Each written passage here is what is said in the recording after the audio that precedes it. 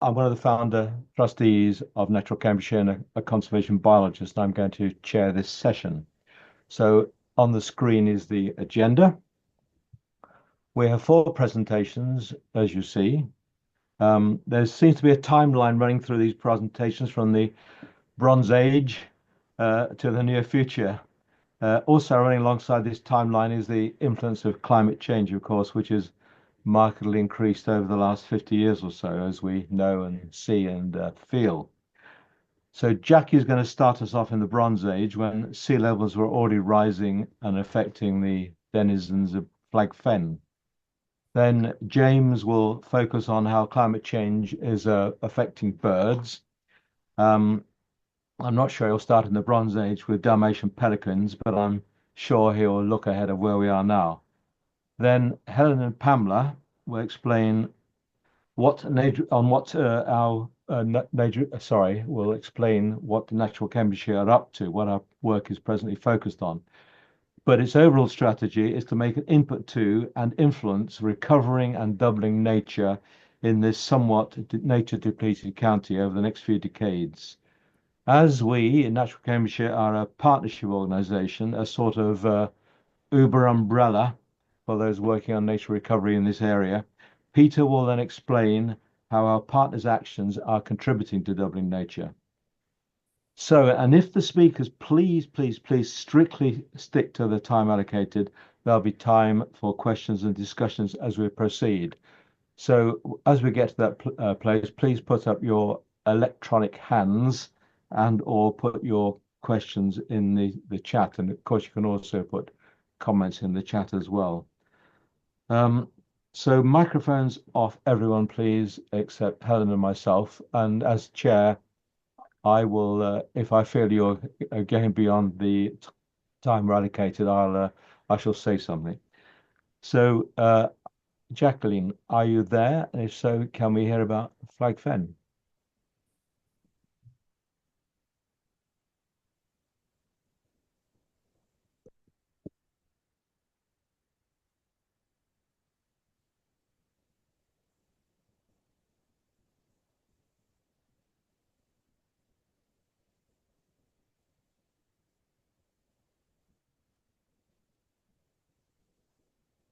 I could put your slides up, Jackie, if it's not clear from your side, if it's not. Who's controlling the slide? Have we got, I think Jackie's just logging it in, or she's Okay. there. Yeah, I can see her. Do you want me to share the slides, Jackie? You're muted, Yes, please. Jackie. Sorry. Okay, that's all right. Logging in. That's all right. I'll put your slides up now. Hang on. Thank you.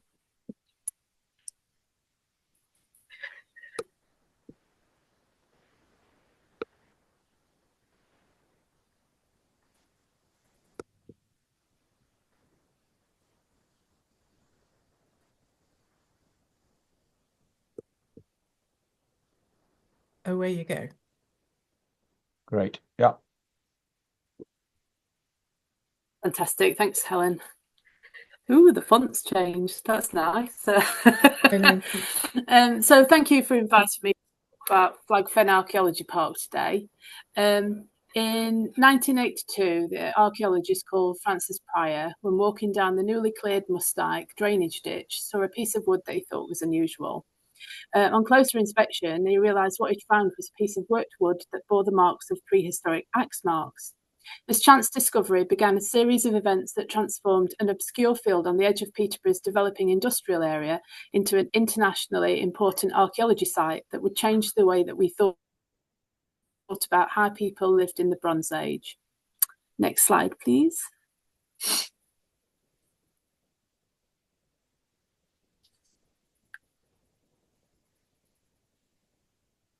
Thank you.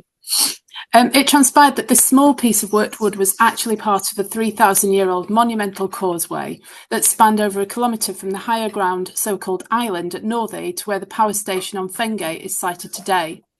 They also found the remains of a huge platform the size of a football pitch that showed signs of being man-made also. This slide shows a section of the wooden causeway that was found and that visitors can see in our preservation hall when they visit. Next slide, please.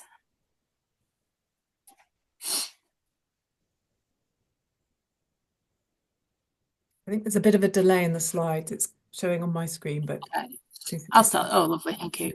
So alongside and in between the posts of the causeway and the platform, many objects that date to the Bronze Age and Iron Age have been found. And when the site of the power station was cleared in the 1990s, over 300 objects such as swords, daggers, jewellery, animal and human bones were found, along with more domestic items such as pottery and quernstones. These can be viewed in our museum here at Flag Fen. One of the most exciting finds during the early excavations was then the oldest known wheel in Britain, which can also be seen in our museum. Over the years, the site has been developed and we've engaged in experimental archaeology to help people understand more about what life in the Bronze Age looked like.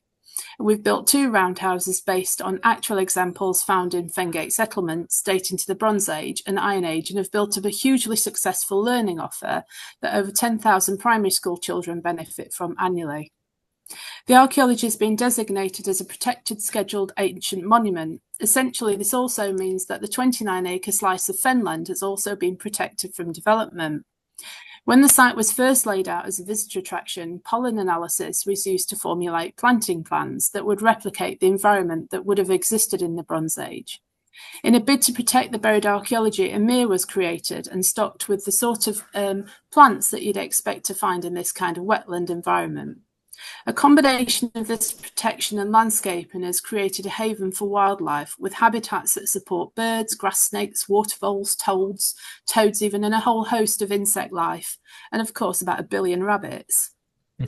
Kind of wish we'd got a few less of those.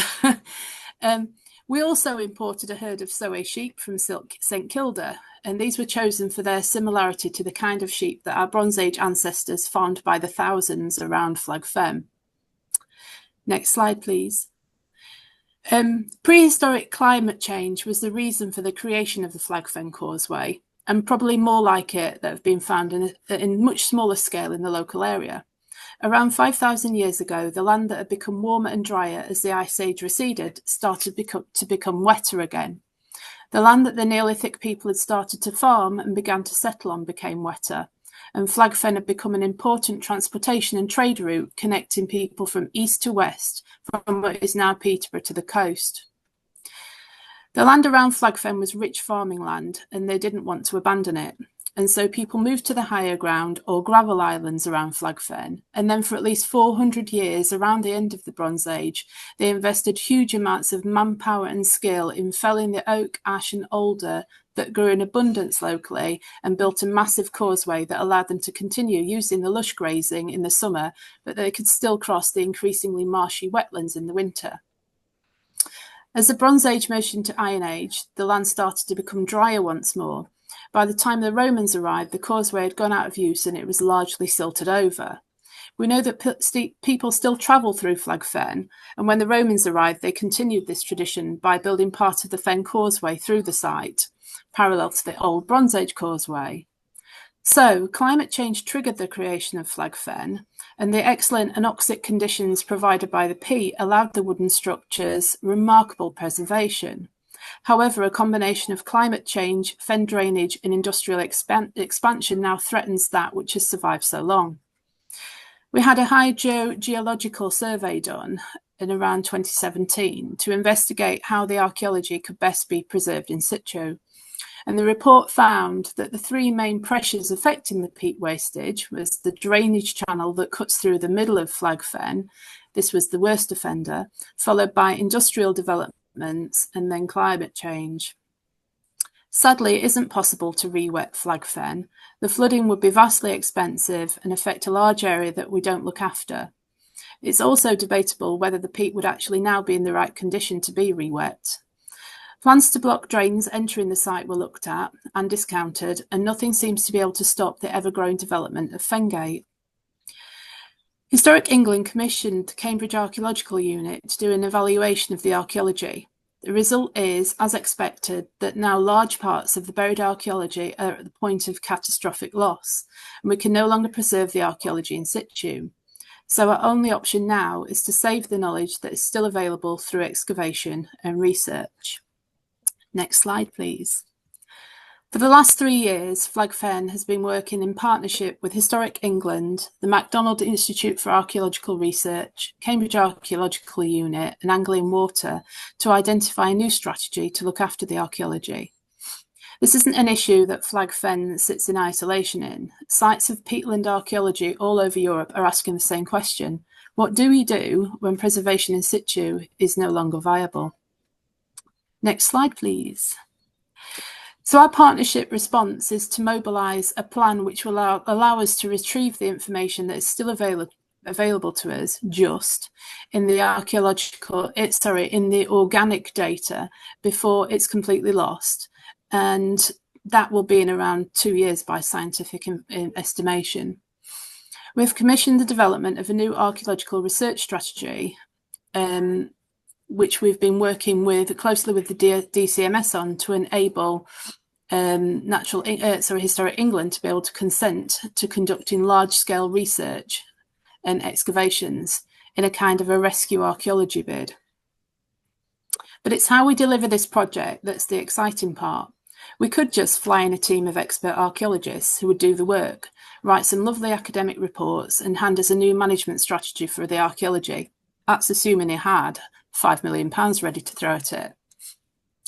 But that's not our plan. Flag Fen is one of the most important and significant Bronze Age sites in Europe. Essentially, the causeway at Flag Fen holds the same significance to our understanding of the Bronze Age as places like Stonehenge and the pyramids hold. It is a World Heritage Site in waiting. What Peterborough has been gifted in Flag Fen is a vanished piece of prehistoric past that they can be proud of and help to tell our story to the world through. Rather than seeing the decline of the archaeological preservation conditions as a catastrophe, we see it as a huge opportunity to revitalise the site and involve our local communities in all of the benefits that can be got through this. Our ambition is to make this project the most consultative and participative engagement opportunity that has been seen in the UK.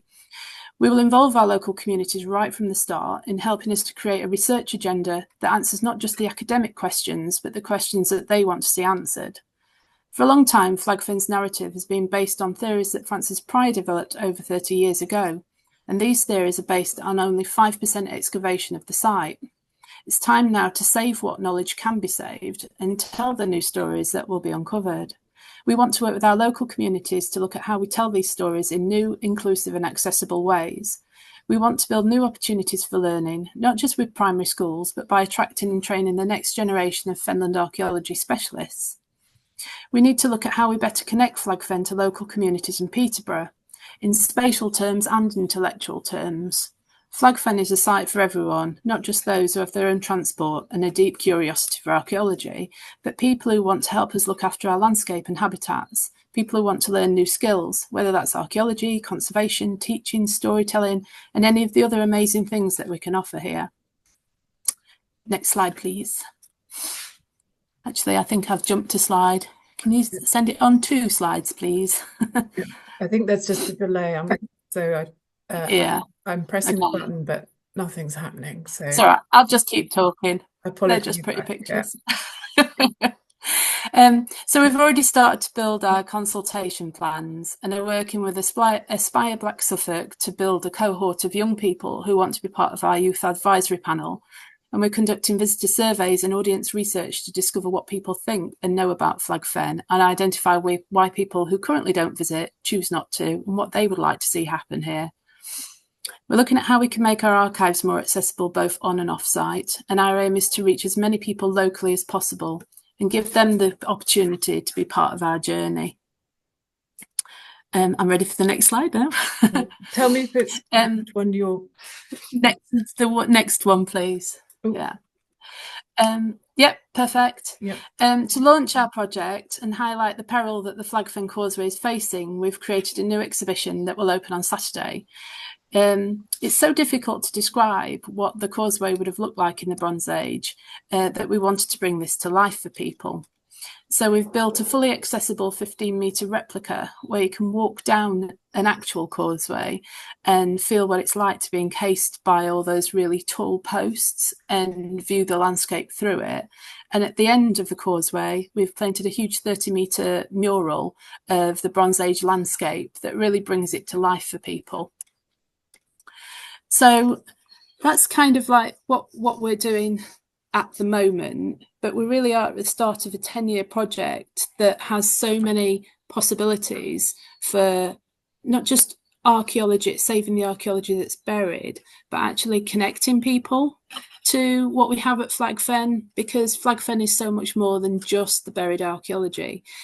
By the fact that we've protected the archaeology, we've actually created something that is fantastic for wildlife and could be so much better, and could actually help us understand more about what we can do to help people connect with the wildlife and with the environment and with their past, and how we can look at enriching people's lives and actually working with people. And our hope is that by connecting people locally, either physically, spatially, or intellectually, or just digitally, that we can actually sort of help raise the awareness that actually archaeology and the landscape go hand in hand, and those two things are so important to local people to help them with their well-being and their understanding of their place in the world, that we really are passionate about not just doing an academic project, that actually Flag Fen should be part of our local story, and actually that local story has huge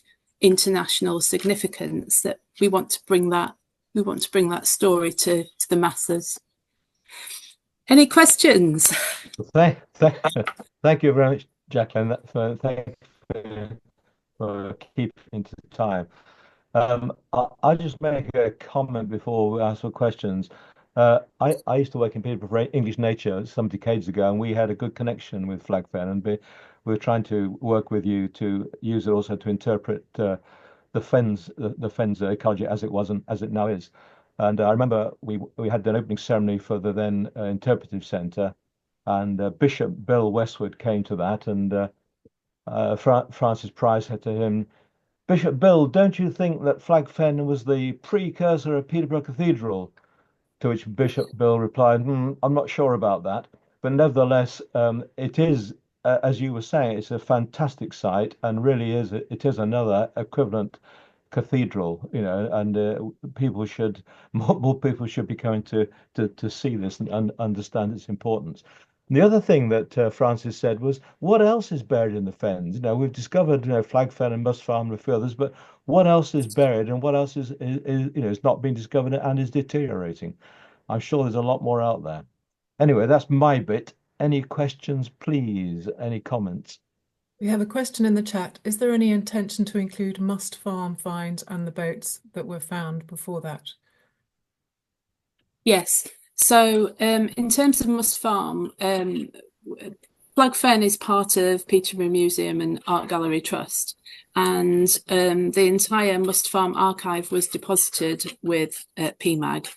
And so at the museum, they will be redeveloping their archaeology galleries to display the settlement collection. But at Flag Fen, we've been looking after the Must Farm boats now for some years. So we have the largest conservation chiller in Britain at Flag Fen, and we've been conserving the boats, and we are just at the point of putting the boats on exhibition. So out of the 9 boats, by the end of April, we'll have 3 ready to go on exhibition. So yes, we do already sort of tell the story of the Must Farm Paleo Channel excavation, but over the next year or two, both Flag Fen and Peterborough Museum will be telling the fuller story of Must Farm. Peter has his hand up. Peter. What other Bronze Age communities were there in the neighbourhood, and was there much communication between them? Yeah, so in the Fengate area, it's it's been hugely dug, hugely excavated. When it was being developed, that entire area was investigated largely by Francis Pry's team, and there's lots of evidence for Bronze Age people, but much more evidence for Iron Age settlements. And the Cat's Water settlement has actually been our inspiration for one of our Iron Age roundhouses that we've built on site. Our Iron Age roundhouse is based on structure 54 there. But not just in Fengate, literally all around the Flag Fen area, we have evidence of human occupation right through from Neolithic, right up through Bronze Age, Iron Age, up until the Romans get here. So yes, there's a whole wealth of evidence. Thanks, Jackie. Ian Bennett. Thanks, Roger, and thanks, Jacqueline. Can you hear me okay? Yes, Yeah, great. Thanks for that, Jacqueline. Really interested in that. I'm a bit of a, amateur historian buff, so always loved hearing that type of thing.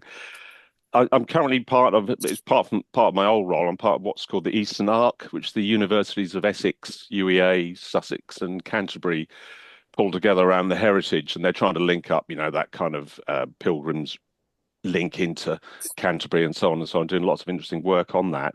And when you look at East Anglia with gems like Flag Fen, but also Sutton Hoo, Colchester, the whole Roman thing there, the heritage offer in East Anglia is second to none, isn't it? It really is.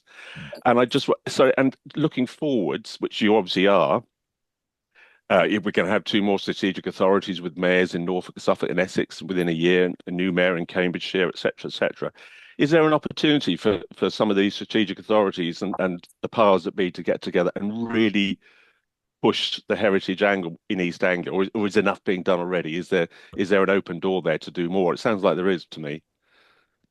There's absolutely an open door there to do more. So Flag Fen in particular is actually shared ownership. It's half owned by Peterborough Council and half owned by Anglian Water, and we lease it from them. And actually, it's well known that Peterborough City Council are under financial pressures at the moment, and that's made it quite difficult for investment in Flag Fen. And in terms of what we need to do in order to save the knowledge and to save this premier prehistoric landscape, it will need investment. And to do that, we're absolutely going to have to engage the political landscape, as well as investigate which funding is available. So as you'd expect, we will be applying for a heritage lottery fund, but there are also other sort of like countryside stewardship scheme, for example, which we will have to apply for in order to get funding to do this. But in terms of how we join heritage together across the east of England, our new research strategy will actually help us to do that. So when we build our new research framework, it will actually help to answer questions from the East of England archaeological research framework as well. So in that sense, it will be easier for us to join together with other heritage across the East. Great, thanks, Jacqueline. Okay. Helen. I understand that Flag Fen sits within a sort of whole patchwork of different landowners, and I just wondered if you get a sense of whether, again, the time is ripe for sort of more coordination of those wide variety of different landowners to ensure that the right land use decisions are being made. Yeah, I mean, it's extremely difficult and pressured around Flag Fen because the land is increasingly being sold off for industrial development. So right up to our boundaries, we have obviously Anglian Water own part of our land, and they have huge sewage treatment works with land that is marked out for support works for the new reservoir in Chatteris.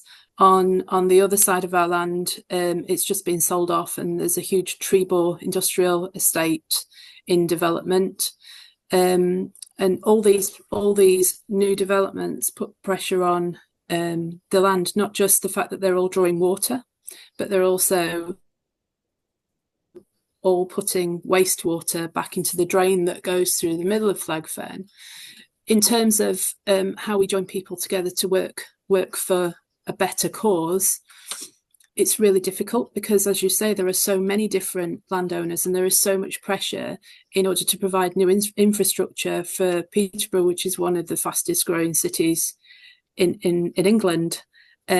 So I think it would be a wonderful idea to have the landowners work together more closely, but I'm just not sure how it can be achieved without a political imperative. And at the moment, I think the political response is to provide infrastructure rather than protection for our landscape. Okay. Sad. Well, it's sad, and I think there's some optimism there as well. And I've got a few other things I want to say to you, Jacqueline, but after the meeting, I'll be in touch. So thank you very much indeed. That was a wonderful presentation. It's a superb place. So I hope everybody who hasn't seen it on this call will go and see it. Thank you. Okay, we now then move on to James Pearce-Higgins, who's Director of Science at the British Trust for Ornithology. And James is going to pick up climate change again, but in relation to birds. So off you go, James. Thank you. And hopefully you can see my screen. Yep. Okay. Thank you very much for the opportunity to talk to you this morning about this topic. So I'm Director of Science at the BTO, the British Trust for Ornithology, and as well as being based in Thetford, our headquarters, we do also have office space in the David Attenborough building in the city itself. Let's see if that moves on. Okay, so you probably don't need me to tell you that we're facing significant warming trends at the moment. Last year globally was the hottest year in records, and you can see from that graph that significant warming trend, particularly from the 1980s. And what I'm going to be doing this morning is just briefly looking at some of the evidence for the impacts of that warming trend on our birds, before secondly thinking about what that means for the future, and then just briefly concluding with an element of hope in terms of some conservation responses. And I think one of the key things to flag up through this is that to understand the impacts of climate change on biodiversity, you really need large scale and long-term monitoring data, because climate change is a large scale and long-term process. And the citizen science schemes that we operate, breeding bird survey, wetland bird survey, the use of bird track for bird watchers to record their sightings, all of those things enable us to track the impacts of climate change. So just an encouragement to you, if you're a bird watcher, if you've got that kind of capability to look at our website and look at some of the opportunities there may be to get involved and actually help us understand what's happening to our natural world, especially with the bird breeding season coming up. And the good exemplar of this is our heronry census, which is actually our longest running census. It was running since 1928, so almost 100 years, actually been running longer than the BTO itself. And the kind of thing we get from these monitoring schemes are we get annual estimates, in this as shown by these blue dots here, in this case estimates of population size of herons in England, with some uncertainty, and then we're able to fit some lines to document those trends through time. And obviously that gives us a lot of understanding as to why these populations are changing. We can see that heron populations crashed during periods of cold winter. If I was to overlay winter temperature on top of this, you'd see there's a very close correlation between the two. And so what we find in the context of climate change is for grey herons and for many of our other resident bird species, we actually find that their populations are generally not backed by severe cold winters. And therefore, one of the consequences of climate change has actually been a reduction in the frequency of those cold weather events, and therefore more generally increases in populations for those common and widespread resident species. So we also see long-term trends on top of those fluctuations here. We see that long-term recovery over the 60s to the 2000s from that crash during sort of 62, 63 winter. But then interestingly, more recent decline exacerbated by the, if you remember, the 2009, 10 and 10, 11 winters, but no obvious recovery from those in contrast with previous years. And that's something that we're working on, possibly linked to reductions in breeding success. So that's an example of a species where perhaps climate change is having a more positive effect. But then we see other species like this, like the willow warbler, And this map is from our breeding bird survey, and it shows really large population declines in the south of England and the east, even going up to Yorkshire, compared to more stable or increasing populations in the north. And this is the kind of picture we see for many of our bird species, and it's a kind of picture that we'd expect to see for species that are being affected by climate change. So those reductions in the south and those increases in the north. And is there any evidence for that? Well, there's a number of different sources of information. If you look at breeding success, if you look at population changes, and if you look at abundance, as shown here in the y-axis from our breeding bird survey data, they all show this same relationship with temperature.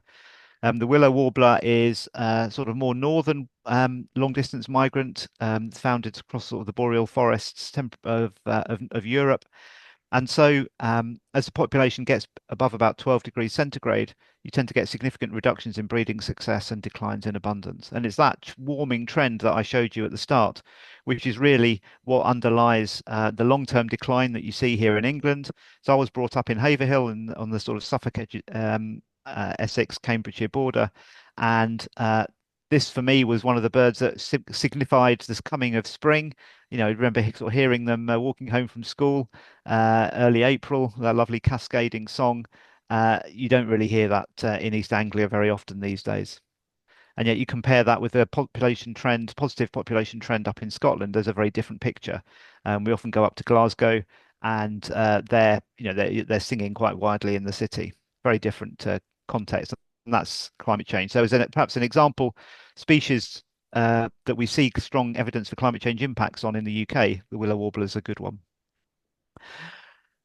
And actually, if you divide our bird species up into those which show positive effects of temperature, like the grey heron on their populations, on the right-hand side here, from those that show negative effects of temperature on their populations, on the left-hand side here, and look at their long-term population trends, you can see there's a really significant difference between those two. And this is something that we put into this climate change in UK's bird report that we launched to coincide with the Glasgow COP about 3 or 4 years ago, that provides really a sort of one-stop shop summary of a lot of the evidence of climate change impacts on birds in the UK. And what that means is that species that show those negative effects of warming have declined on average by about 30% over the last 25 years or so. Species which are tending to show positive effects to temperature have increased by about 20% or so, and species which seem relatively insensitive to temperature have broadly remained stable, obviously with uncertainty because there's other factors that are affecting species populations as well. So I think one of the first take-homes from what I want to talk to you about is really we're seeing that strong fingerprint of climate change on our species. And an example of then thinking about the mechanisms that underpin this, I want to sort of take the mistle thrush, sorry, as a perhaps example. This is another declining species, as you can see here from the long-term population decline in the UK, in a similar map to the one I showed you for willow warbler. And it's important to then try and think about the mechanisms that underpin some of these changes. And we know species like the song thrush, like the mistle thrush here, very much reliant on earthworms and other soil invertebrates. And one of the things we struggle with in this country is knowing what the population trends and the monitoring of those show us. So we kind of called on some school children to across the country run a project for a few years, engaging school children to dig up bits of their playing fields and count earthworms for us on a regular basis. And what we found as a key point of this, and this won't be a surprise to any of you who are gardeners, is that the numbers of earthworms in the surface of the soil declines with increasing numbers of days since it rains. And of course, in the south and the east, we're much more likely to have strong drought conditions where you get reduced availability of earthworms, particularly in the surface of the soil. And of course, that's shutting off the food resources for blackbirds, for mistle thrushes and so on during the breeding season. So we think there's a nice potential mechanistic link to help us understand why we're seeing those effects. It's not that the earthworms aren't there, they're just inaccessible to the birds. So what about the future then? And to look at this, we can undertake some modelling work. So here, taking breeding bird survey data for an example species for the red grouse, as you can see from the map on the left, really found in the uplands of Wales through the Pennines and into Scotland. And if we predict forward to 2050 and 2080 under low emissions at the top or high emissions scenarios at the bottom, you can see significant contractions and declines in red grouse populations that are anticipated.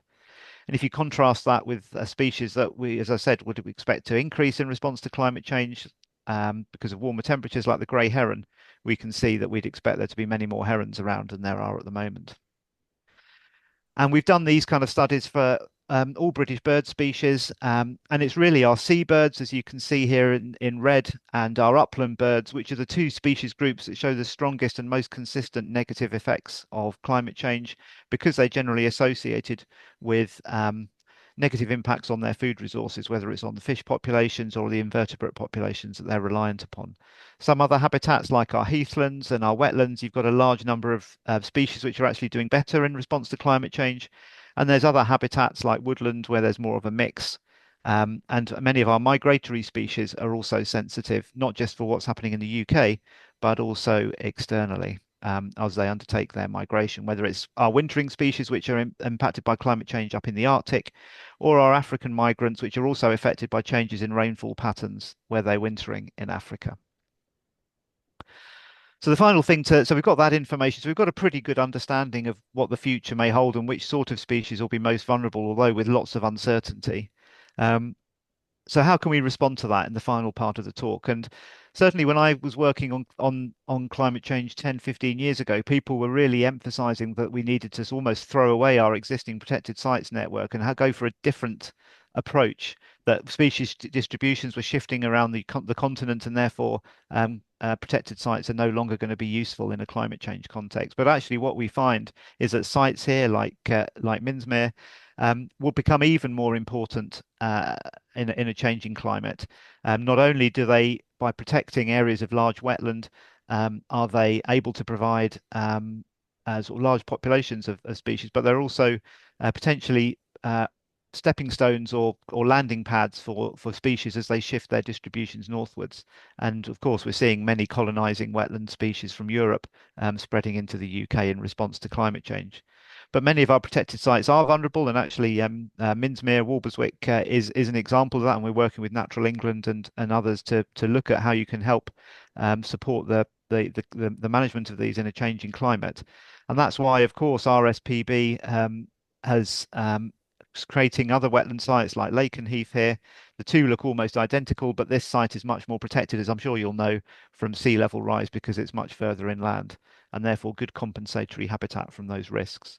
So maintaining and extending the protected area network, such as through the 30 by 30 initiative, is an absolute bedrock of climate change conservation in a changing climate. But we also need to think about how we manage sites to reduce the risks of climate change and increase their resilience.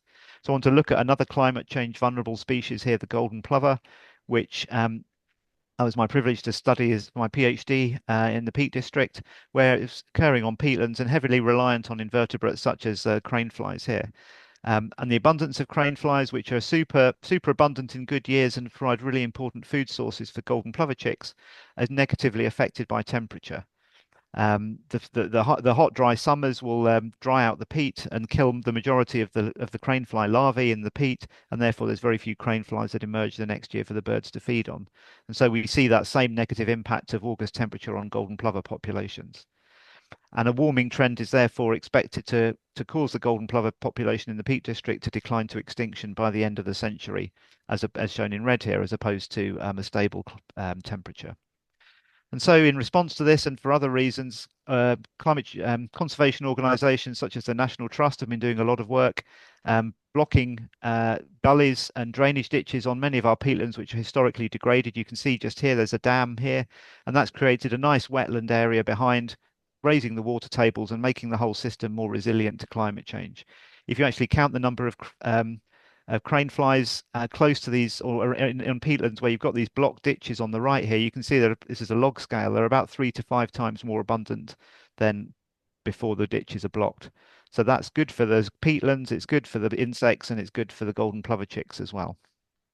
So just to conclude, I hope I've demonstrated the importance of long-term monitoring to understand what's happening, the importance of that understanding, and particularly getting to understand some of the mechanisms by which climate change is affecting species, and then using that to inform conservation responses. And particularly what we need to do in the face of climate change is maintain and extend protected areas, manage those protected areas to increase their resilience to climate change through understanding what impacts climate change is having, thinking about new and colonizing species and facilitating those through increasing landscape connectivity and obviously reducing other threats. So the work I've presented to you is funded by a range of different organisations, particularly our long-term schemes. Many of them are supported by a partnership with JNCC, and some of them, like the Breeding Bird Survey, RSPB. If you do want to have a look at our climate change and birds report to find out more, that's easily available on our website, www.bto.org/climate-change. And there's also a lot of work we did with JNCC last year, looking at the effects of climate change on migratory species, not just on birds. And I'll leave this slide up. Again, you can just Google it based on the title, but there's a link there on the slide as well. And that covers all migratory taxa, from fish to birds to insects, and may well be of interest. I'm happy to take some questions. Thank you very much indeed, James. That was great. You covered a lot in a short time, and you did it well within the time allocated. So I'm grateful for that. I'm disappointed you didn't mention the Dalmatian penguin. Are we going to see it on the New Fens Reservoir? But you did mention habitat. And another question really is about the heron. I mean, is it the poor water quality in our rivers that is impacting on the herons? I mean, is it impacting the toxic substances in their food? Maybe. Two questions. We're doing some work on that at the moment, and particularly one of the things that I think there's a lot more potential to do is to use some of our long-term monitoring data to look at changes in water quality, changes in water flows, droughts and floods and so on. So we actually ran a workshop a couple of months ago just to get various people together from across the country, the water industry, conservationists, to think about what are some of the key questions we can look at with our data. So that's work that we'll be starting to ramp up over the coming year or so. There's a lot of interest in water quality, as you know, at the moment, and that's not something we've particularly been looking at with our data sets. And I think we tend to have more of that terrestrial focus, but we recognise that that's something we've been missing. So we'll definitely be ramping up our work in that space. And the pelicans? I think we'll have to see. I mean, I think they did used to be here, didn't they? Yes. Yeah, so potentially with warmer climates, they could well come back.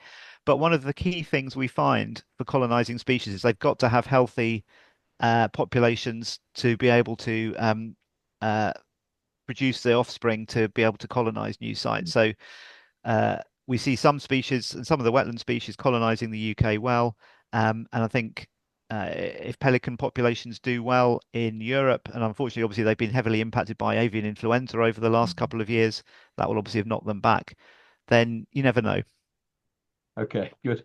We'll Got keep a our fingers crossed. Thanks, Jay. Any other questions, comments? Question in the chat. What more could local government and community associations be doing to raise awareness of the effects of climate change on birds?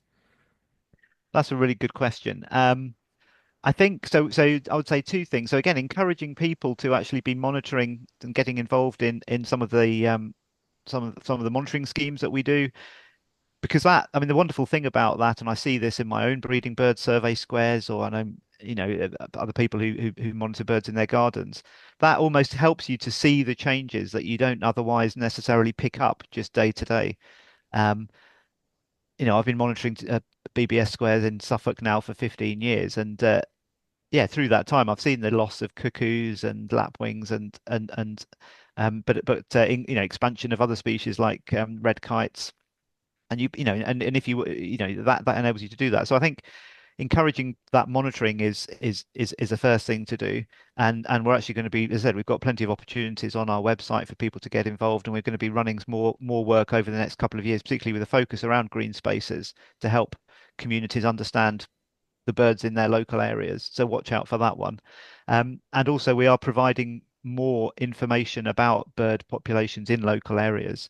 So looking at sort of birds on your doorstep, we can sort of do that at a county level at the moment, and we're going to be working to try and increase that availability. So I think if it definitely would be interested if there are people on the call who would be keen to perhaps understand what some of those data flows can look like, and how we can make data, or are interested in having more accessibility about of the data that we hold, definitely be interested for people to follow that up with me, because I think then once you understand what's in your area, then that can help you start to plan and see the impacts.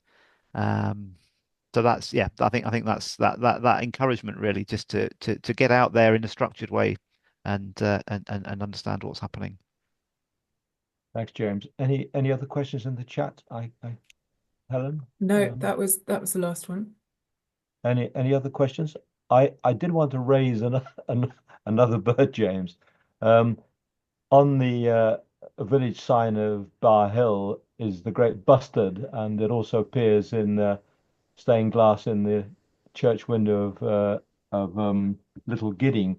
We know they're back on Salisbury Plain reintroduction, but with habitat and climate change, I mean, is climate change is this a bird that could be here in this area? I mean, it was in East Anglia.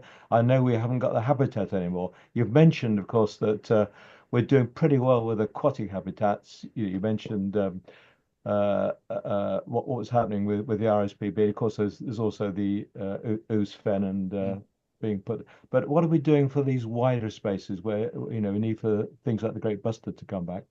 Yeah, I think across the lowlands and not too far away from the Brecks, those kind of low intensity grassland and open habitats are critically important for a range of species, and particularly continental species that are exactly the sorts of species that we may well expect to be here a bit more than they are at the moment. Yeah. And that's largely because over the course of particularly the last couple of hundred years, those habitats and landscapes have been lost. The low intensity agricultural management of those, particularly changed during the 18th and 19th centuries, and then post-war.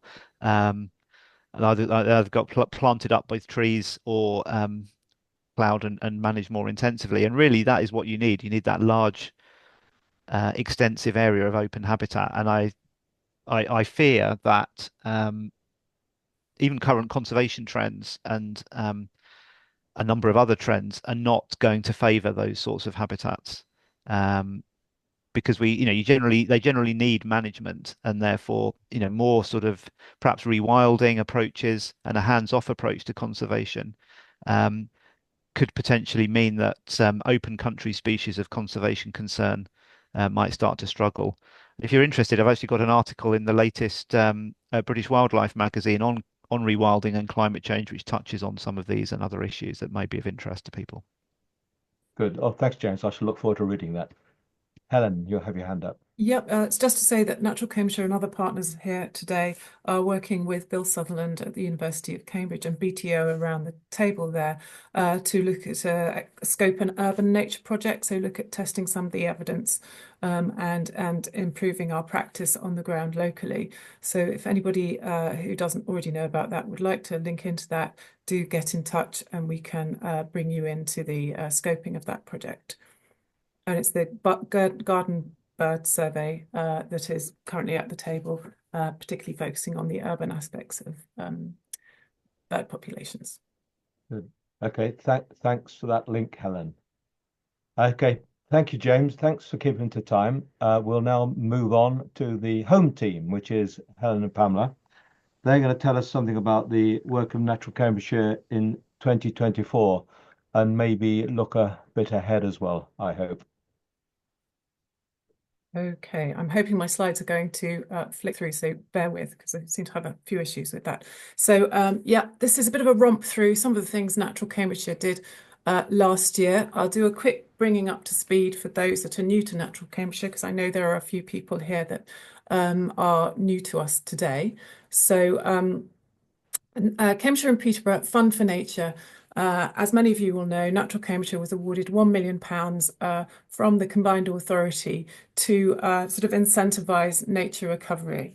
And so what I am going to talk to you today is a bit about what doubling nature in action looks like. Key to this is the power of partnerships. And that's another thing that I want to draw out in this presentation to demonstrate that actually what we can achieve together is so much more than that which we can achieve alone. So hopefully some of what I'm going to say will demonstrate the absolute necessity for collaboration and partnership working to achieve doubling nature ambition. So here we go. Cambridgeshire and Peterborough Combined Authority are sort of key funders for Natural Cambridgeshire. And last year we established the Cambridgeshire and Peterborough Fund for Nature and the Cambridgeshire Community Foundation have been very key to that in terms of supporting us to distribute funds to communities. We also have a landscape element of that as well. Just to bring you those up to speed who don't know much about Natural Cambridgeshire, the Doubling Nature Vision was launched in 2019 with wide stakeholder support on the basis that one of the fastest growing economies in the UK will need to be matched by one of the fastest nature recovery programmes. To achieve this, step change requires an area of which wildlife habitats and green space to be doubled from 8.5% to 17%. At the time that the Doubling Nature Vision was launched, the population of Cambridgeshire and Peterborough was 623,000, estimated to rise to 767,000 in 2031. More up-to-date statistics based on the 2021 census was the population of Cambridgeshire and Peterborough in 2021 was 894,300, and the projected population in 2041 was going to be over 1 million. To the right, you will see the collection of partners that were helpful, that were instrumental in shaping this vision and embedding this within our way in which we think and take action for nature across our area. To support the delivery, and Natural Cambridgeshire has developed a number of, it articulated the Doubling Nature Vision, which still very much stands true to this day. A Developing with Nature toolkit was launched, particularly looking at the developer community and addressing the developer community and what they could do to help to create developments that were more nature friendly and recognise the role that development has to play in preserving our landscape. We also have the Local Nature Recovery Toolkit, which we continue to promote and use, and there are lots of opportunities to develop that to enable more local parish level and community groups to take greater action for nature. And we also adopted a landscape-led approach, which identified 6 key landscapes around which to mobilise landowners towards nature recovery in 6 key areas. And Peter will talk a little bit more about those later.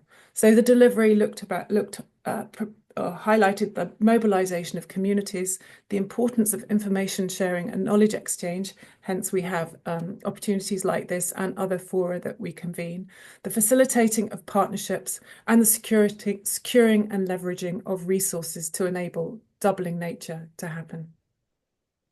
So the reality, we are hugely grateful to our combined authority for funding both Natural Cambridgeshire and the Fund for Nature.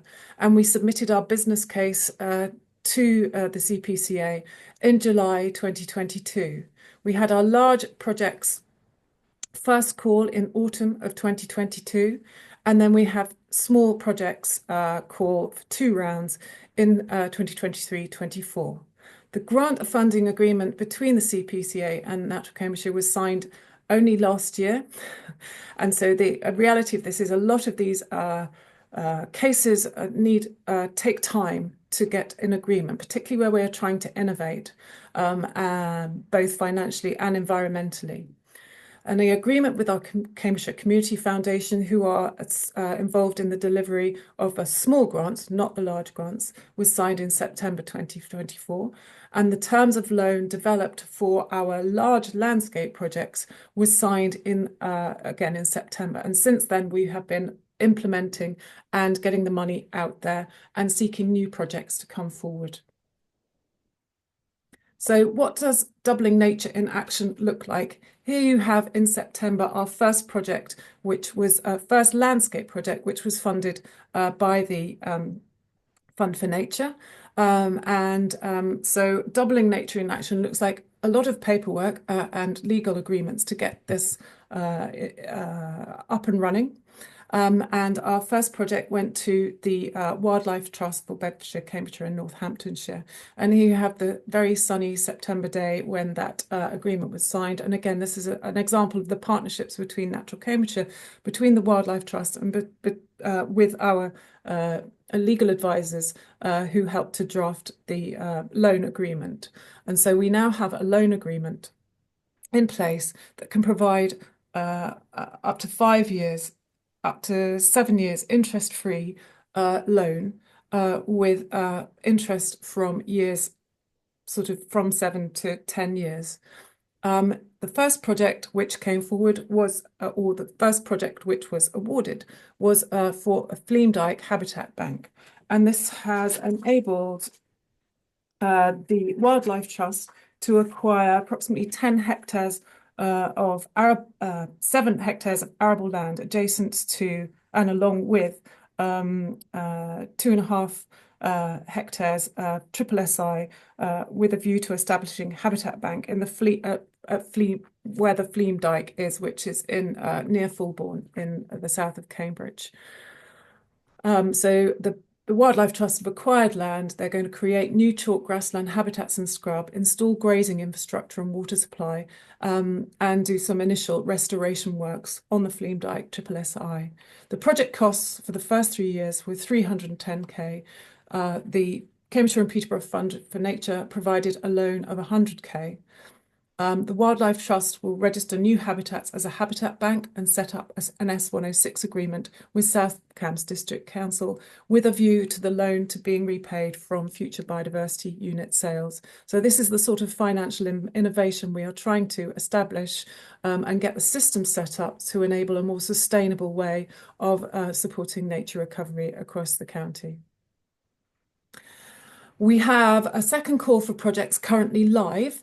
And we had a webinar on the 4th of February with expressions to bring together people who are already active in this field to talk about the possibilities and opportunities that there are for landowners to come forward to think innovatively. We recognise it's a very tough time for the farming community at the moment, and so we targeted this webinar at our farmers particularly. We attracted over 50 participants, of which 11 were farmers, and we included a range of speakers to talk about the different aspects of that, so demonstrating our sort of convening powers. We had Martin Lyons, who's chair of the UK Nature Friendly Farming Network, to talk about the financial benefits of incorporating more nature into farming practices. Martin Baker from the Wildlife Trust to talk about the Fleamdyke project. Rowan Rumble from Peterborough City Council talking about some of the demand side of nature recovery projects and some of the experiences of developers now they're having to consider biodiversity net gain. We had Glenn Anderson from Swallowtail Consulting, and who has sort of been leading on the Wendling Beck project, which some of you may know about in Norfolk, and Rory Hodgson from the Environment Bank in London to talk about some of the funding mechanisms that they have been developing over the last few decades. We have the fund open until, this call, we have expressions of interest deadline of the 24th of March, and we have had a number of inquiries and one application already. So if you know of anybody who has land which you think may benefit from accessing the fund, then do look at our website or get in touch with us, and we'd be happy to answer any questions. Ooh, hang on, there we go. And that is the lion's share of the Fund for Nature. As part of a sort of earmarked area for the Fund for Nature, we also allocated £90,000 to a small grant scheme. So this is enabling local communities to do more for nature where they live. And from December last year through to January this year, 29 grants were awarded to local communities, ranging from £500 to £5,000. They were dispersed across Cambridgeshire and Peterborough, with 16 projects in rural areas and 13 in urban areas. Although 100% grant funding is available, a small grant is approximately 30% of the combined total project costs when communities submit their sort of projects. So we are contributing and leveraging in additional funding. These are just two examples here on this slide. You can see Wisbeach Street Pride, a grant provided the creation of a bee and butterfly friendly gardening in a new raised bed at the entrance to a Summers Road car park in Wisbeach. So although these projects may seem small, if there are a lot of them, they can make a larger difference. Here we have also Neam Park Trust, where a grant was provided towards the cost of a turn raft at Ferry Meadows Country Park. Here is just a summary of some of the projects for those that are interested in sort of the data side of things. And as you can see, the little dots on the map show that these projects were spread across our whole county. We had a notable uptake in areas that didn't already have or weren't already offering sort of specific nature recovery grants. So you can see Peterborough City and Fenland District Council, we had a higher number of applications from them. And it was a mixture of apologies, mainly charities or parish councils with a mixture of other organisations that applied. And you can see again the range of projects from general sort of habitat enhancements through to pond restoration, verges and highways, looking at water attenuation, village greens, village halls, churchyards, a wetland nature reserve for boardwalk replacements, signage, wood pasture and wetland creation. So a whole range of projects. And we have an evaluation schedule in progress to be able to demonstrate some of the impact with a hope of leveraging further funds to distribute to local areas. Just here we go.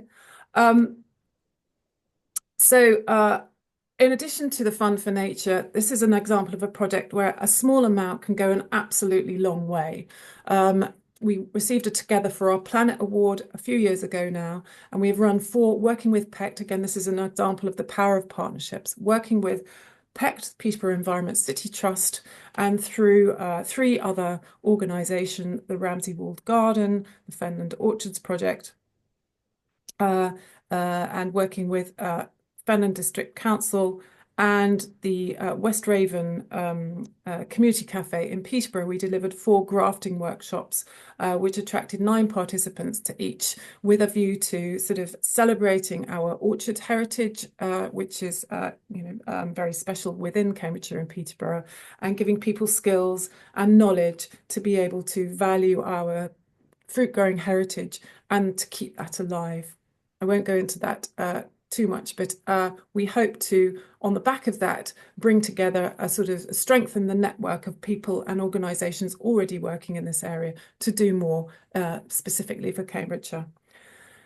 A great way of celebrating our natural and cultural heritage, and I learned so much about grafting, which has been practiced for centuries all over the world. And this was just a quote from Shakespeare about the sort of art and science of grafting and the fruits that it brings about. Tell us one thing through our work with the University of Cambridge, through our work with the County Council and the Combined Authority in our districts, and through the development of the local nature recovery strategy, we've been trialling some community engagement activities that can provide, that are very simple for anybody to deliver, and that will give people some data for some things they can do locally. So this is just one example of the tell us one thing about nature that you like, or the countryside around you that you like, that we trialled at Ely Library about this time last year, actually as part of our LNS, Local Nature Recovery Strategy engagement. Lots of post-its, but it gives a local area some really good, simple data that they can get a real feel for what local people feel is important. Happy to talk about that to anybody who would like to know more. The power of partnerships. It's not just Natural Cambridgeshire. We recognise that everybody out there who cares passionately is doing something. This is just an Imaginarium that took place at March Library earlier in February, which Hilary Cox-Condron, who many of you will know, who is Cambridge-based sort of artist and activist, and Cambridge a carbon footprint, with Fenland District Council, with Cambridgeshire County Council and other local partners, put on an amazing day at March Library. It was really touching. A little girl said to me, "I wish for more butterflies." And so it's a really good way of recognising how many communities and people and how much expertise we have in our local area to really bring nature alive and to get that animation piece right into the hearts of communities, alive and thriving. And there is an absolute burning desire to do more of these. And as I say, this is not Natural Cambridgeshire. This is all of our partners working together to do this.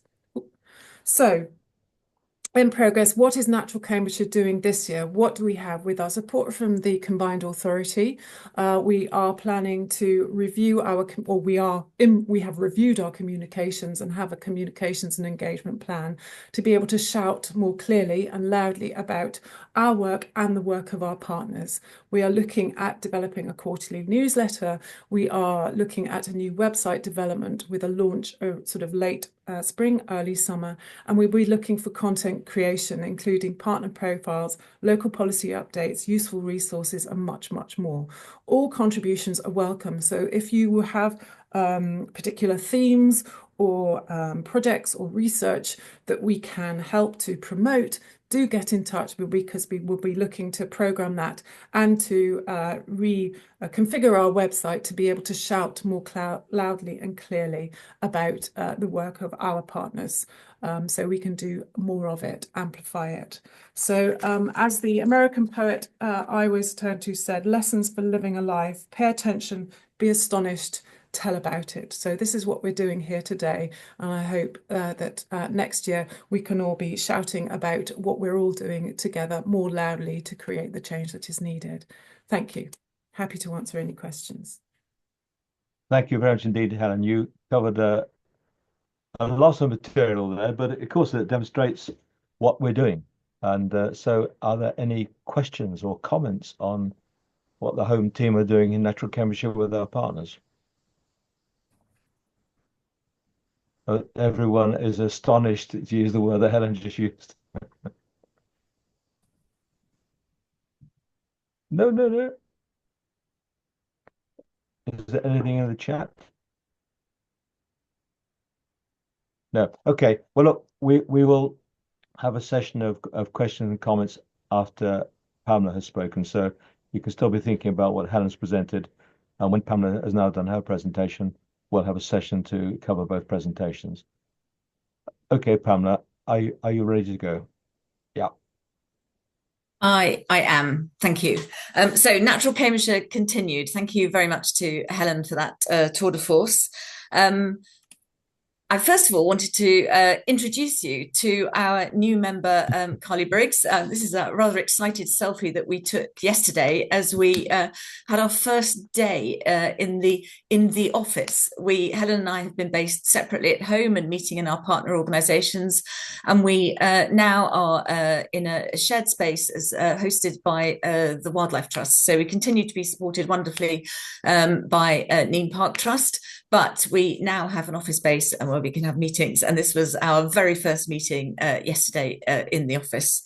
And this is Carly Briggs, who joined us at the end of January as our executive officer. She comes from Savills, so has a very good understanding of the farming and landowning community and excellent administrative and organisational skills, and is already whipping us all into order and will enable us to better carry out our purpose. Another thing that we're doing, which Carly will be supporting and we will all be aiming to achieve, is our new business plan. And we have 4 ways in which we are working. We have convening, such as today, the Partnership Forum. We also have the Environment Policy and Planning Forum, which Peter Landshoff, one of our trustees, as you know, convenes, where we bring local authority members, statutory organisations and environmental NGOs together to discuss the topics of the day. And our next one will be looking at biodiversity net gain and how developers and local authorities can work best together. And then our key role in championing and communicating partnerships, communicating and championing doubling nature. And as our chair puts it, being the conscience of doubling nature in Cambridge and Peterborough. And then finally, drive talked about, but also through connecting and driving partnerships at landscape scale to deliver these in order to bring green financing initiatives into the county and driving innovation wherever we are across communities and the landscape. A lot of my work over the last year has been focused on the local nature recovery strategy, and we have a few key dates coming up for this. The 18th of March is the next steering group, where we will see the very first complete draft supported by Martin Baker, one of our Natural Cambridgeshire trustees who works for the Wildlife Trust, in bringing a one voice element to the whole of the nature recovery. There have been various expert groups, there have been local people, have communities and organisations and farming stakeholders have been contributing all of their views, and this is that coming together where we will be articulating what we want for nature in Cambridgeshire and Peterborough. Steering group, there will be comments and amendments made, and then what we hope for is on the 29th of April, that steering group will see the draft version that will then go after the mayoral elections to the Combined Authority, Environment and Sustainable Communities Committee, who will hopefully sign it off to go out to local authorities for 28 days, and then for public consultation in July to September, with a view to publishing it in December. So these two dates are key in our development of the strategy. And the most recent work has been in finalising the species prioritisation. So what species are under threat or at risk in Cambridgeshire and Peterborough due to some very criteria laid out by Natural England around their IUCN Red List status, but also what is very important to us in the county, because we are the hosts for significant populations. And the Record Centre has been helping us with this. Roger Mitchell, one of our trustees, has been bringing his vast experience from English nature as well. And we have had environmental NGOs and local authority ecologists look at all of this, with Martin Baker looking at that final kind of overlay, and also Brian Eversham from the Wildlife Trust bringing his excellent natural history experience in the county. And alongside the prioritisation of habitats and how these are mapped. And it's been quite an iterative process. We began with some very wide-scale modelling that built on all of the modelling in the past. We input in then all of the local mapping that's been done at more detail. And then we have had our ecologists and the planners and steering group members looking at this in detail. And Martin Baker has again been working with Jim Roquette from Natural Capital Solutions to see how we can articulate what we have been doing and why these are priority habitats. And so that when you see something on the map, you understand exactly where it's come from, what criteria have been used to enable that element to be mapped. And this will all support our doubling nature. Doing on this as Natural Cambridgeshire, I co-chair the steering group and I'm a member of the production team, so a lot of my time has been with this. But as Natural Cambridgeshire, we will be formally supporting the public consultation. And many of those community engagement events that we held in the beginning to listen to the views, we will then be playing back to members of the public and the farmers and landowners, as well as the conservation organisations, to make sure that we have accurately captured as much as we can of the views of everyone, the science of where we are in relation to climate change and risk and species and habitats in our county, so we can set out an implementation plan that Natural Cambridgeshire can then support with our partners to move forward with the doubling nature agenda. And we will continue our work connecting with people and nature. We have signed up as evidence champions with the University of Cambridge, Bill Sutherland's initiative to make sure that in conservation, people do and are aware of what works in conservation. And we want to bring this into our funding. So when we allocate funding, we are monitoring it and we are asking that people use the available evidence and then they report on it. And then you may remember I gave a talk on grasshoppers of Cambridgeshire and Peterborough last year. And the news, for those of you who haven't heard it already, is that the large marsh grasshopper project, which has been so successful in bringing 6,500 large marsh grasshoppers to Norfolk is going to come to Cambridgeshire in the summer, and we're doing a habitat assessment in May, and all of those permissions have come through. So after an absence of more than 50 years, the large marsh grasshopper will be returning to wetlands in Cambridgeshire. And this will be an opportunity for those people who have the capacity to potentially grow these grasshoppers in their homes, supported by our experts. So that's just a little exciting aside to build on a talk that I gave last year. And then finally, we did this report for the Combined Authorities Climate Change Committee recently that just summarises what we felt were our most impactful actions in the past year and our priority actions looking ahead. So as Helen said, our strategic communications looking ahead. We're also developing with the Wildlife Trust a list of sites for biodiversity net gain. There are a lot of players in this field, and we want to be able to independently be the repository of where farmers and landowners who would like to offer their land for funding for nature, and developers who would like to look for land where they can carry out their biodiversity net gain commitments, that we then have an overlay of, is this land significant? Is it in one of our priority landscapes? How does it fit with the strategic doubling nature? We are also going to begin scoping of a state of nature in Cambridgeshire and Peterborough. I think all of that work that's been done already, where the evidence base is, partly in the local nature recovery strategy, but also, for example, in what James was talking about in terms of the birds and all that we know in relation to the Records Centre, all of that work then bringing that together for an understanding of where we are in Cambridgeshire and Peterborough. And I think that's all for now. So I will stop and see if there are any questions. Thanks very much indeed, Pamela. You covered a lot. I hope it's demonstrated to the people participating in this meeting that we are in Natural Cambridgeshire, really driving forward now. We're obviously driving forward through our partners, but now we've got a strong home team. I think we're accelerating and trying to get towards the holy grail of doubling nature in Cambridgeshire. So, questions and comments, please, on what you've heard from Helen and Pamela.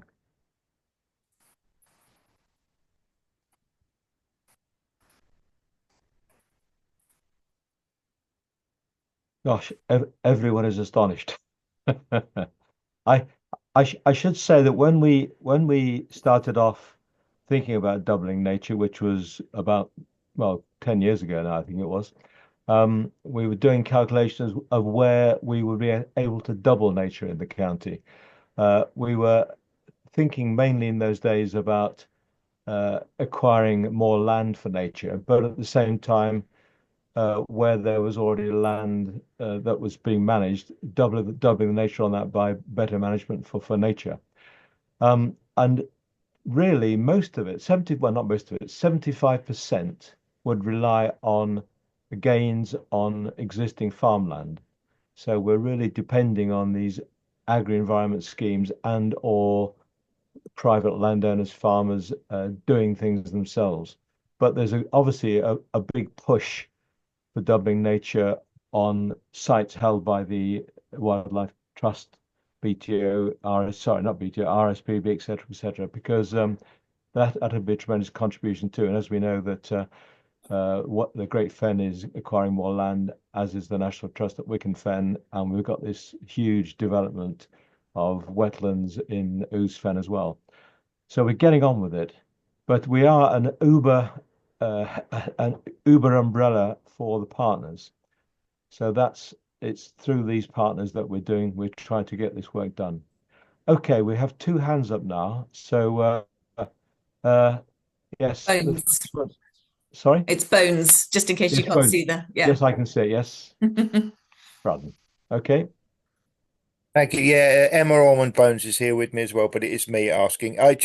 You probably know where I'm going to go, and I'm sure Ian's going to go the same way. Do you see the Natural Cambridgeshire as a delivery mechanism for the LNS? Obviously, that's where DEFRA seem to be going with the delivery mechanism. Is that something you feel confident you could take on? I think it depends. Shall I answer? Sorry, Roger. Yes, carry on. Yes. So I think it depends what they say, what they mean by delivery mechanism. So I think we have if what it is creating the implementation plan with all of our partners and monitoring and encouraging, championing and driving that, then absolutely I feel that we could be key to it in a way, just like we have been key to the development of it with all of our trustees and our staff. I think if it was doing things on the ground, I don't think that's us. But I think if it was collecting all the things which have been done on the ground in order to feed those into DEFRA and then, responding to the global biodiversity framework in terms of what's been done under the different targets, then I do think that is us, a kind of like a mini JNCC for the county. As JNCC brings together the 4 countries and reports it into the UN, we could bring together all of the work and then report that into DEFRA on behalf of potentially the combined authority or whoever was given the responsible authority. Sorry if that's a little bit too technical for an answer, but I do think that we are this champion and convener, and I do think that therefore we have a key role in the implementation of it. And that really has been what's motivating me to spend a huge amount of my time as director of the partnership to make sure it is the best thing for the delivery of nature, and bringing all of the expertise, all of the work that's been done by our partner over the past years into that focus.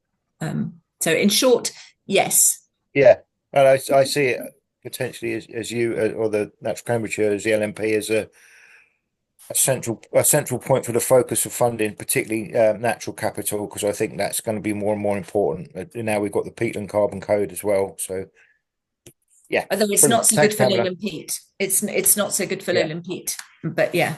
No, true. But thank you, and I recognise all your hard work as well. So thank you. Thanks, friends. Ian. Thanks, Roger, and thanks, Helen and Pamela. And just echoing Bones' comments, I know how much effort has gone into LNRS and other stuff over the last year with with the likes of us sitting on the edges watching you do all the hard work. So well done. And it's just, is it a question of, it might be a statement, so you can respond to it or not. But as you know, Pamela, you're going to have bedfellows in Norfolk and Suffolk and Bedfordshire all going out for consultation as well on their LNRSs this spring and summer, which is a fantastic opportunity to communicate all that hard work across the region and to join up the dots on the need for nature recovery. So we, the agency, and I'm sure Bones will say the same with the Commission, Naturally will be very keen to support that kind of regional messaging.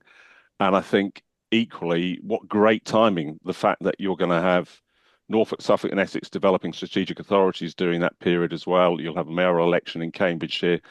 What a great time to influence perhaps some of those people that might end up being local nature recovery and climate czars, working to various mayors this time next year, which would be fantastic, wouldn't it, to get that senior buy-in and to see how strategic authorities and combined authorities in other parts of the country, like west of England, how they've then started to address these issues and put serious resources and money into these areas, which is a great opportunity, I think. So essentially, I think there's everything to play for now over the next year, and your consultation will be an important part of that going forwards, I think. So it's probably a statement rather than a question, Pamela, but and Helen, but you can come back on it if you want. Thanks, Ian. I like your vision. Pamela, what do you want to say to that? So I was just thinking, I think one of the things we would like to do is to talk to all the mayoral candidates. So I think that's a really important influencing point to understand the viewpoints on it and to emphasize how important this is. I think the shift announcement about the kind of no more new applications for the SFI, which was a very popular scheme, and we were anticipating some of the delivery of doubling nature would be done through that scheme. So I think everybody continuing to press for incentives at all levels will be really important, and I think the implementation of LNRS will, rely on some of these measures. We can't deliver it just through biodiversity net gain and the green finances. We can't deliver it just through charity and philanthropy. Some of it has to be through incentives. And so making sure that those are right and that they are aligned with what we want to see for nature in the county is going to be really important. So it's that influencing in with you, Ian, in the Environment Agency, but also, across DEFRA and with Bones in the Forestry Commission. So we're relying on you as our statutory agency representatives as much as you're relying on us as the local nature partnership. Thank you, Pamela, which is a very good entree to the next part, which is Peter talking about our partners. Now, we are the local nature partnership, and this was a government initiative quite a few years ago. We call ourselves Natural Cambridgeshire, but we are the local nature partnership, which is set up across most of the counties have these now. Okay. Roger, we've got a couple of questions, but I don't know if you want to. Sorry, have we? Okay. Well, right. One of which I think you will be very well placed to answer is how actually will doubling nature be measured? And another one, similar to that, saying how do you define the success of doubling nature and the tangible and intangible values to be measured, which I think is referring perhaps more to the softer outcomes, the people, the health, the well-being, those things which are absolutely essential and are the sort of some of the benefits, not just for nature, but for people. So I don't know if you want to wait to address that after Peter's presentation. Well, I can just do a quick one on that. You've talked about the softer things, and they're the ones that are difficult to measure. The harder ones, if you like, about doubling nature, we're as I think Pamela said in her presentation, we're going to do this under this state of nature program, and we will be collecting information from people who are actively in the field in doing restoration of nature to see what land is being acquired, how nature is being improved. And our baseline really is 2019 when we started. Now, as a lot of people know, it's very difficult to actually establish baselines or really establish what a firm baseline is. But we're determined to do this, and we will be reporting in due course where we think we are on doubling nature. We're going to be using various metrics, various ways of reporting. I won't say too much about this, but for species, we'll be looking at something like the Natural England's species recovery curve to show the state of species recovering. And for nature, land acquisition, that's fairly easy, be by hectarage. For improving nature on that land, we'll probably use something like the DEFRA metric for biodiversity net gain. But there'll be a lot more reported on this when we do our report in due course. Yeah. And for the intangible measures, something like the health and well-being, we have long had it as an objective to be working more closely with the health sector and our health partners. And so we absolutely welcome opportunities to explore how we can work together towards shared measurement systems that are going to have value within other sort of across sectors, and how we can look at sort of integrating some of those into the wider work that we're doing. Thanks, Helen. Okay. Thanks, both of you, for your presentations and the responses. Now, Peter, it's your turn, and you're going to tell us about actions for nature in Cambridgeshire by our partners, please. And you're muted, Peter. You're muted.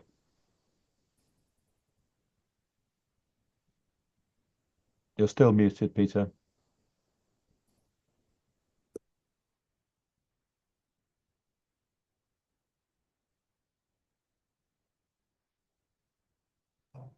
Yes. So towards the end of last year, we asked a number of our partners, what have you been doing to help nature in 2024? And we got responses from 30 people. A huge range of organisations were involved, including all our local authorities. And I've asked my favourite AI tool, what is the state of nature in Cambridge? And the answer is not good. And Perplexity in particular drew out our poor performance with priority habitats, woodland, grassland, and access for people to nature. And of course, the reason why we don't perform well is that so much of our land is used for agriculture.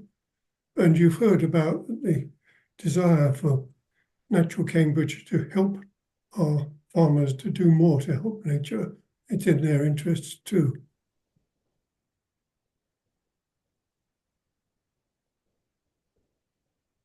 Now, we've already heard about our priority areas, which were designated several years ago after discussion between our partners and the local authorities. And there are 6 of them, but here you see that the connected fens have been broken up into 4 sub-areas, and they're scattered all over the county.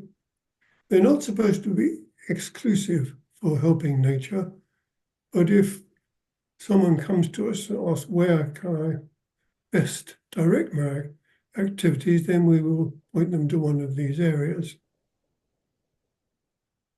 And in particular, we asked each of the areas what's been going on in their areas, and quite a lot have been happening. The Cambridge Nature Network, which is near to Cambridge City, has been awarded quite a large sum of money from Natural Lottery to concentrate on the area of the Cam Valley.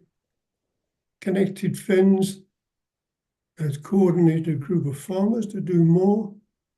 John Clare Countryside has also gone towards helping parishes to do more and is concerned with helping people to get more access. The Great Ouse Valley, concentrating on its floodplain meadows, and we've heard about the importance of that. Neen Valley concentrates on work to help the people in Peterborough get access to nature. And the West Cambridge 100s is collaborating with the 2 universities to help improve our soils and help with reducing food production. And they're doing a lot more than that too, which I can't possibly go into. So, first of all, perplexity drew attention to our lack of woodland in the county. And woodland is extremely important, as everybody knows, because it sequesters carbon, so helps with combating climate change. It also helps with removing pollutants from the air, helps with mitigating flood risk. Trees in cities provide valuable shade and cooling in the face of our changing climate. And also, woodland is a good place for people to go out and relax and improve their well-being. And there are good places to promote ecosystems and wildlife and biodiversity. I ran a working group in the year before COVID on how we could get more woodland in the county. And it was very constructive discussion amongst people from the Woodland Trust and Forestry Commission and so on, other experts, until at one stage I said, should we be concentrating on planting native trees? And all hell broke out loose then, because there are some people who have a deep sort of feeling that native trees are extremely important. Others said, well, if you concentrate on native trees, you won't have any trees left because of climate change. So the conclusion was it's important to have a range of trees. Also, of course, trees, particular species, get subjected to particular diseases. And so elm and ash, for example, have been subjected to declines because of that. So you've got to have a diversity of trees or you won't have any left. So a lot of work is being done in the county, particularly by the volunteers. And volunteers are extremely important in helping with nature. So here are examples. Helen mentioned fruit grafting that is being done by the City Council. And other organisations are struggling hard to plant more trees. And these are examples of East Cambs and the Great Ouse Valley Trust. Then grassland also has many benefits. It hosts a huge variety of plant species. It helps keep the soil from blowing away. It removes solid particles, nutrients and other substances from our water courses. It stores excess water and regulates water flow, acting as a national fund to help flood.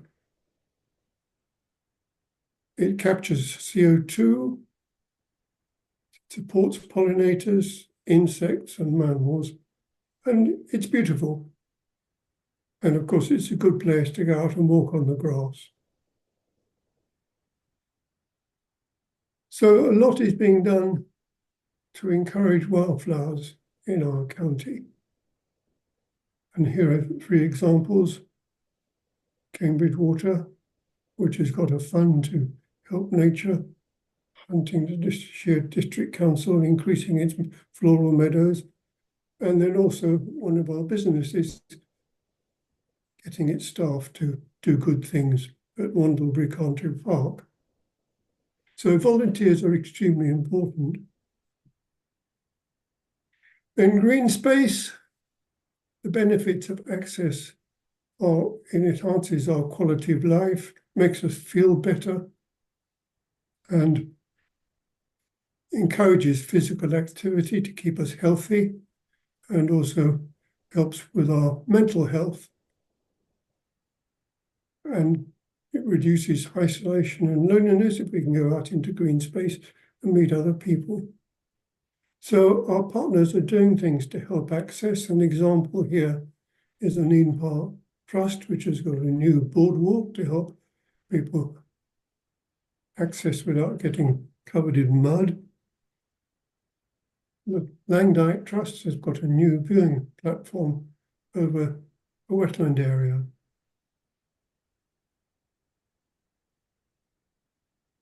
Now, of course, volunteers need to be trained, and there's a lot going on with training volunteers in the county to do good things for nature. And here's an example of training at Hinchinbrook Country Park, people to do biodiversity surveys, and the Peterborough PECT organising woodland managing training to volunteers from another company, Perkins.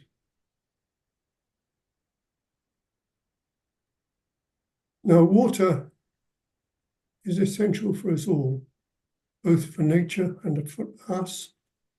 And on-farm ponds provide flood attenuation, as well as water for wildlife, for cattle, and also for biodiversity.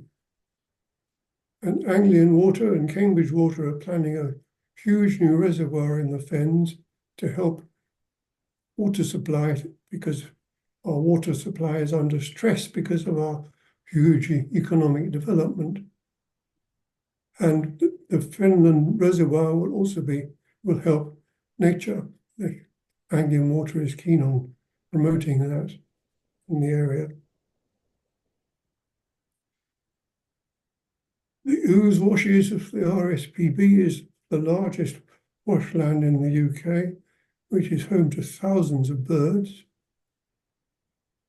And then the Shep community is also helping volunteers do things for the River Shep to promote its health. Our hedgerows are also extremely important as habitats and breeding sites for a variety of wildlife. Pollinators have orbited there, and also hedgerows connect different habitats, enabling wildlife to move from one habitat to another. They sequester enormous amounts of carbon into the soil beneath them. They help water soak into the ground so as to help recharge the aquifers, and they act as windbreaks to protect crops from damage and also provide shelter for wildlife, for stocks, sorry. Now, hedgerows are under threat. Farmers have got rid of a lot. More than 100,000 miles have gone since 2050. So restoring hedgerows is important. And you see here the Cambridge City Council planting new hedgerows So I've only been able to tell you a very small part of what's in our document, and you can see the rest by going to where it is on the Natural Cambridgeshire website. Okay, Roger. Okay, Peter. Well, thanks for that run through. I mean, you've summarised quite an enormous amount of work that's come in, and it is Peter that sends out the questionnaires to our partners and then collates these into the annual report on the actions of our partners are doing with Helen's help as well. So, are there any questions, particularly on what we've told you, what the in-house team of Natural Cambridgeshire are doing, or looking back at the Jacqueline and James's talks? So we've got 10 or 15 minutes to entertain comments and questions on the whole of this morning's forum, please. Got a question, Roger, about the biosphere. Is there any news on resurrecting the UNESCO Fens Biosphere Reserve bid? The answer, well, so you'll know, I'm chair of the Fens Biosphere Steering Committee. This is the UNESCO designation, and we've been a candidate site for some years, which means a candidate site means that we made a presentation, we presented our evidence that there ought to be a biosphere centred on the Fens in Cambridgeshire to the United Kingdom's Man of the Biosphere programme, and they've accepted us as a candidate site. We then have to get a sign-off from the local authorities that are mostly affected. And we've had some difficulty with that, particularly with in north of the county, who don't seem to see what the benefits a biosphere could bring. That may be partly our fault in not presenting it properly. It could be that people in north of the county are focused on other things like housing and business. Nevertheless, we, as has been mentioned earlier in this forum, there is going to be a great change in the local authorities locally, and we too see this as an opportunity to push our case again for a biosphere. And this, although this is really, centered on nature, it also includes heritage, and the sort of thing we're hearing from Jacqueline about, the heritage in Cambridgeshire is part of this, and we feel that the Fens Biosphere is like I've used the term Uber for Natural Cambridgeshire, but we feel the Fens Biosphere is like an Uber umbrella for everything going on, particularly across in the Fenland, to create sustainability, to maintain that as a sustainable landscape, integrating both the uses already, agriculture, but certainly with more biodiversity in there. And there's a lot of work going on. I mean, you saw a slide which Peter showed of the connected fens, and it showed the Neen washes, the Ouse washes, the Great Fen, and Wicken Fen in particularly, and indeed Ouse Fen and Fen Drayton Lakes. They're all part of this thing. We want to connect all those, and part of the connection is through the enormous blue network of fenland waterways and dikes. And this will be the centre of a biosphere. It'll be making more use and better use and improving this connectivity. So that's quite a long answer, but the answer is yes, we are about to try and revive the Fens Biosphere. There will be a meeting of the steering group very soon. We're going to expand the steering group to include more stakeholders. And so all I can really say is watch this space. We're still determined to get one. Any questions about the biosphere or anything else, please? We have a question. In your surveys and interactions, are you noticing an increase in climate denialism? How would you recommend dealing with this? Pamela? I was just typing a very long reply to that. I mean, so I suppose my response is that I haven't personally noticed it. I don't think in Natural Cambridgeshire we've particularly noticed it, but I think we interact with a relatively small proportion of the 890,000 inhabitants. I know that some of the political leadership of some of our county are not so much viewing climate change as the risk or the threat that some of the other parts of the county do. And I think in conversation with those, we often talk about our aspirations for nature, because actually we are aligned very much with, across all of the places, that we want to see more nature and that we want to see people able to access nature locally for, the benefit of all of the health and well-being, but also so that local nature thrives everywhere, as well as people being able to drive to kind of nature reserves when they can. And I think there's a really good alignment in those counties which don't see climate change as such a strong threat, that they really want their communities and their villages in particular to have access to nature. So I suppose that's the banner under which we go. And then you could say, well, perhaps our declining biodiversity is an effect of climate change. So I think it's around the conversations and the outcomes, and to double nature, we to a certain extent have to meet people where they are and understand. That's why we've got Listen as one of our key ways of working. And then moving forward with those communities. And a lot of our projects have been in communities in those areas where, say, the political leadership don't particularly subscribe to the climate narrative as some of the rest of the communities see that. Perhaps I might add that Helen and I participate in meetings of the Cambridgeshire and Peterborough Climate Action Board, which is an activity of our combined authority.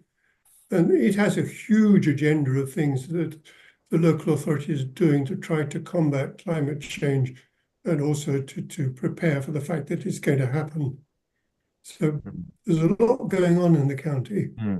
But to answer the specific question, I mean, there are climate change deniers, unfortunately, with some political power. And it is partly that has been holding back the biosphere to a certain extent, which is a strange thing, because if you look at the fenland here, we've got the climate change acting on the fens.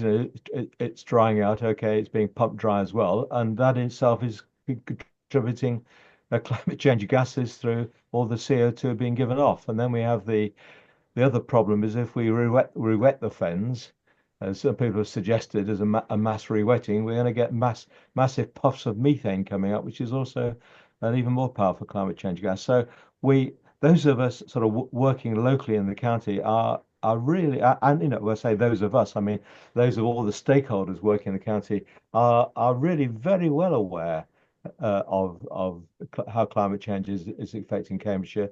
And as Peter said, there's an awful lot being done. So we hope that those people who have a slight tinge of climate denial will actually realise that it is real. We've got to face it, and if the other thing, of course, is rising sea levels. And if people have seen the flood maps of Cambridgeshire, if the defences were breached on the Wash, we're going to have Cambridge on Sea. Yeah. It's here, possibly here. Any other comments, questions? We've got another question relating to the biosphere. Would it be worth trying to bid for another area to get a biosphere start to enable a bigger area to be embraced at a later stage? And a question about any thought to frame the project. I don't know if that's referring to the biosphere as a NBS showcase. I don't know. And that was from Sharon Chow. I don't know, Sharon, if you wanted to. Can we come back? Perhaps ask Sharon to speak to that one. The first bit, yes, focus on a smaller area. That has been and is being considered. And I probably shouldn't say this, but the mayor who's standing down when he heard that certain local authorities were getting in the way of a biosphere, and he was very, very keen on it, Dr. Nick, he said, well, miss them out. Just include the local authorities for the time being who want one, and the others will probably join later. I mean, that is a strategy, but we hope we'll go for the whole thing together. We'll see. We're biding our time, and we're open to suggestions. So if anybody on this call have any other strategic suggestions of how we might get there, please get in touch with me. The second part of that, can we actually have the question presented orally so you can? Yeah, it was any thought to frame the project as a NBS showcase? I don't understand it. Nature-based solutions. Sharon's which project? Sharon's unmuted now. Go on, Which, Sharon. which You go. Sorry, yes, I didn't. I know NBS. What was the project Sharon referring to? Yeah, so yeah, thank you for the opportunity. So yeah, so IUCN has been advocating the framework used on the nature-based solution. So I'm thinking that when I hear about the project, it's a wonderful showcase that use this framework as a choice for climate mitigation and adaptation. Especially you mentioned about the flooding issue, so it's a good disaster preparedness. Yeah, so I'm thinking that maybe one of the good framework that we can consider, and some of the parameters may be also useful for local authorities to measure the impact and align with the priorities as well. So I'm thinking if there is any possibility that may be beneficial. Thank you. Yeah, absolutely. No, I agree. It's another sort of arrow in the quiver to try and push people towards realizing what we've got to do. Thank you, Sharon. A question from Vince Lee about are we measuring land lost for nature? How are we measuring land lost? Is that being? Well, I think that's a very good question. I mean, we're still looking at trying to get this established, what land we've actually got and what condition it's in, and this is part of the project that Pamela's co-chair with the LNRS. So part of that is actually looking at a baseline of where we are now, and to do that, people are having to do a lot of ground truthing. Hopefully, this will. Well, I'm not saying hopefully. If they go and look at a site we think's in good condition and we find it's been lost or planted up, well, yes, that will be land lost. And in the future, we ought to take account of that going forward as well. So they ought to be pluses and minuses. We hope there won't be too many minuses, but if we hear that nature land has been lost, that ought to go into the summation too of doubling nature. Thank you. Thanks, Roger. Can I just comment? I mean, it's more of the continuous attrition of the countryside, everything being built up. I mean, I'm looking at the new greenways coming out of Cambridge into Barton with a new 2-3 meter wide strip of tarmac alongside an existing cycle path. And you think, why is all of this, everything's disappearing under concrete and tarmac? And yeah, we're doing nice things on little bits and bobs, 7% of the land or whatever it is, or going up to 14%, but just feel like we're losing more than we're gaining overall. So yeah, so death by 1,000 cuts. I mean, it's something which we're probably not taking account of as we should do. I think that's triggered something, Vince. You and I should talk a bit later about that, but it ought to go into our equations for sure. Thank you.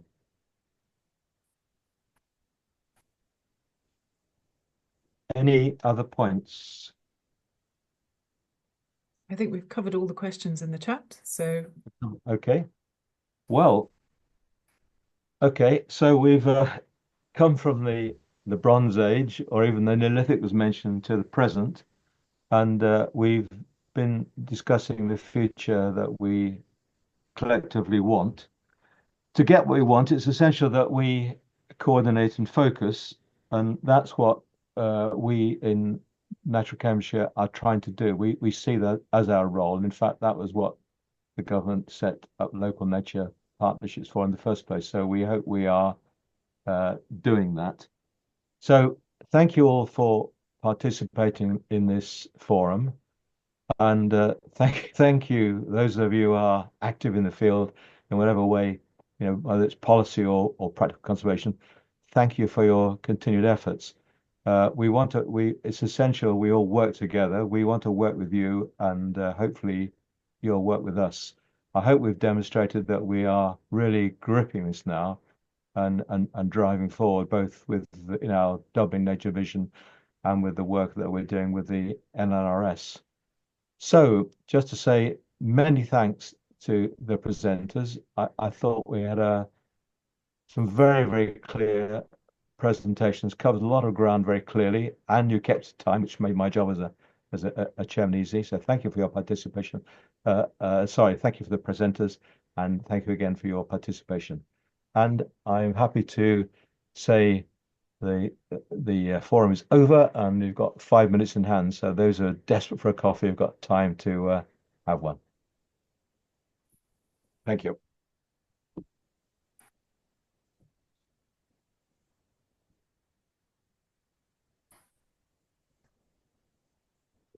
Thank you, Roger, for your hard work. Okay.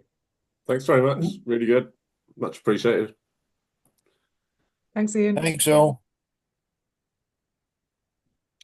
And thank you, Pamela and Helen, for your talks.